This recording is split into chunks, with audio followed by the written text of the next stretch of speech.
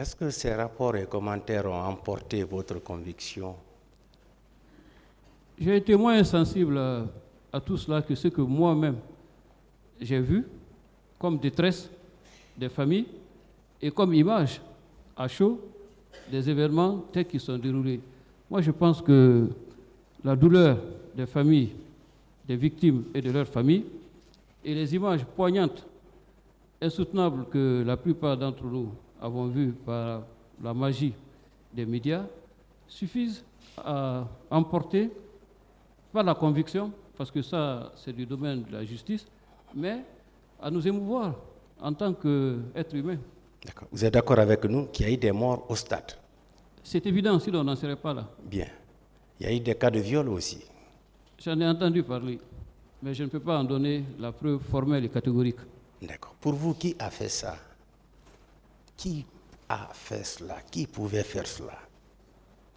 Monsieur le procureur, vous demandez un travail d'enquête à la place de ma déposition de témoin. Peut-être qu'il me faudrait d'autres qualifications pour l'avenir, pour essayer de satisfaire la curiosité du parquet, mais je suis vraiment incompétent pour cette question. Merci pour le moment, Monsieur le Président.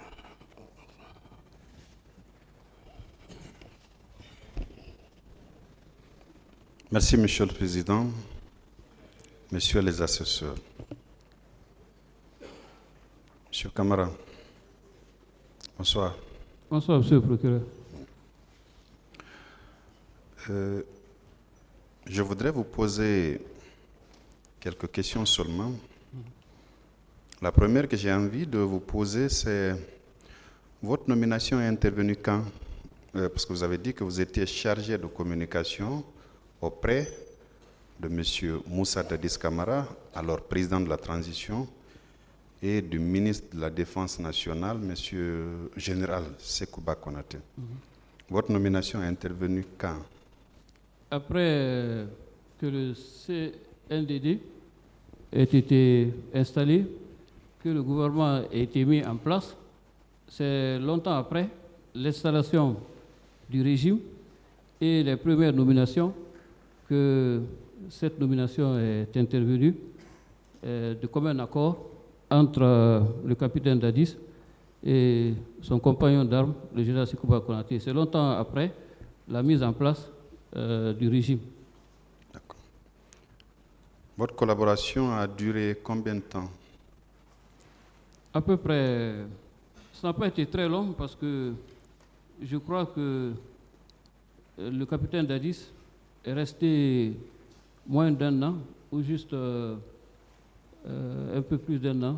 Je ne sais plus exactement, mais moi c'est juste quelques mois. Ça n'a pas duré longtemps. Alors pendant ces quelques mois d'activité, vous étiez à cheval, je suppose, entre M. Moussa Dadis Camara et le général Sekouba Konaté. Il vous arrivait de donner des conseils à l'un et à l'autre? Oui, monsieur le procureur. Donc ça veut dire que, en termes clairs, votre rôle ne se limitait pas strictement à la communication, mais parfois vous donniez des conseils, des directives. Vous savez, la communication, c'est un concept global. Ce n'est pas seulement être attaché de presse, ça veut dire relayer l'information. Ça peut être aussi de donner l'état de l'opinion à celui qui vous a mandaté pour s'occuper de sa communication, de manière à orienter son choix et à motiver ses décisions. C'est pourquoi c'est de la communication, vous voyez, des sondages d'opinion.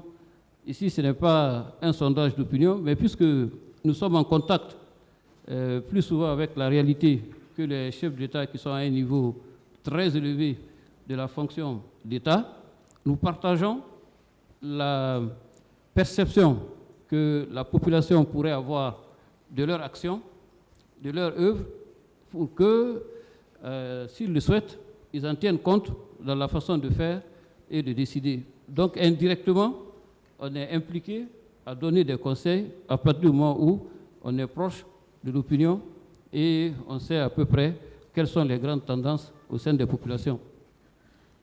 En termes clairs, puisque tous les deux, M. Moussa Dadis Camara et le général Sekouba Konaté étaient des militaires. Ils exerçaient parfois des fonctions politiques. Et vous êtes un civil. Est-ce qu'il vous arrivait de donner des conseils à connotation purement politique? Je viens d'en donner l'exemple en disant, par exemple, que j'avais convaincu le capitaine Moussa Dadis de former un gouvernement d'union nationale et qu'il était d'accord. Ça, c'était un conseil à connotation politique. Et justement parce que je donnais des conseils chaque fois que j'en avais l'occasion, où il me le permettait, c'est pour cette raison que le général Sekouba Konaté, que je ne connaissais pas avant la mise en place du CNDD, lorsqu'il lui a été donné de conduire la seconde phase de la transition, ayant pris le temps de me connaître et de discuter avec moi, m'a fait confiance pour faire de moi son homme de confiance dans la deuxième phase de la transition. C'est le résultat des conseils que je donnais. Parlant des événements du 28 septembre, des douloureux événements du 28 septembre 2009, vous avez assisté à l'échange entre M. Moussa Dadis Camara et le président de l'UFR, M. Sidya Touré.